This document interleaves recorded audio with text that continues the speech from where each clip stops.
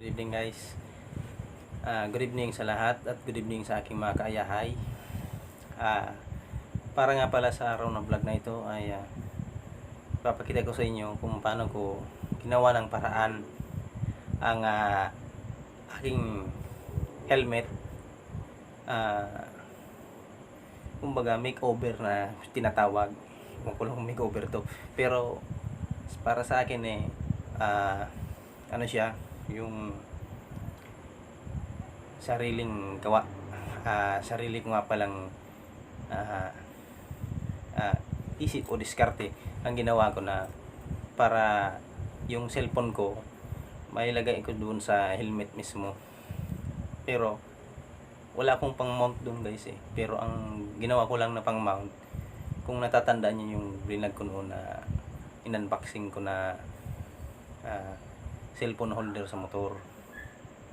So yun guys, siyang ginawa ko na para maging mount sa helmet ko, yung cellphone holder na dati ko pang in-unbox na sana doon ko sa tricycle o kaya sa motor. Ngayon ginawa ko na lang dito sa helmet para masubukan ko naman kung okay ba talaga siya na pang motovlog itong cellphone. Yun nga lang, di siya pwedeng gamitin sa maulan, pang ano lang, kapag mainit lang. So kaya nang bala guys, comment down below na lang kung ano masasabi nyo sa ginawa ko sa aking helmet na linagyan ko ng mount ng ginawa ko yung mount na cellphone holder na pang motor. At ginamit ko naman doon yung cellphone. Bali, hindi ko pa siya na-try guys na pagbiyahe. Ngayon, papakita ko lang sa inyo muna yung ginawa ko sa cellphone ko. So tara guys, samahan niyo ako usisain natin kung ano nga ba ang nagawa ko sa helmet ko. So tara.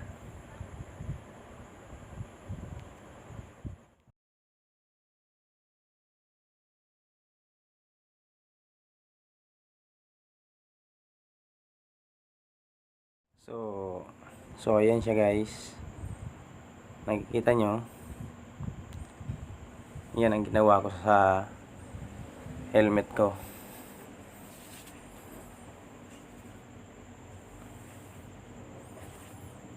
So yan.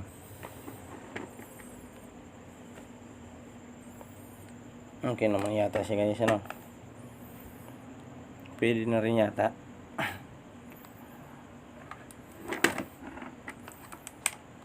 Papakita ko sa inyo kung bakit nailagay ko yan dyan. So ayan, ayan nga pala, yan, nilagyan ko ng tornilyo yung ilalim nya. Yan, isa, dalawa, tatlo silang tornilyo. At yung may nakikita kayo doon sa may unahan bandang dulo, yun strap belt yun. So ayan guys, medyo luman na tong helmet ko pero worth it naman siya na gagamit ko pa. So ayan, ayan sa loob guys.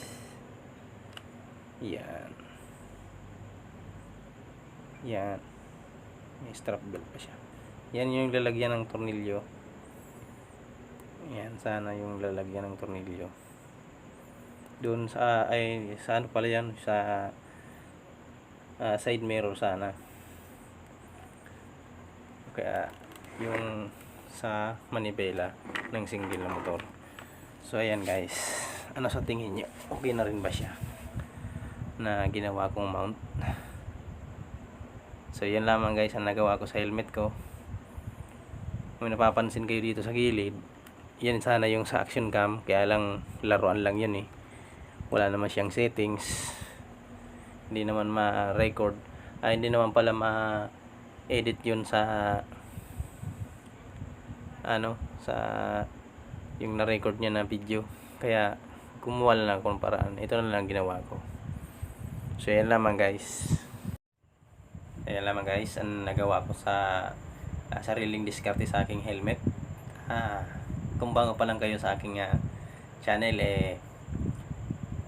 mag-comment na kayo at mag-subscribe nga pala at pindutin nyo naman ang bell notification para updated kayo lagi sa aking mga darating na bagong videos. Yun lamang guys.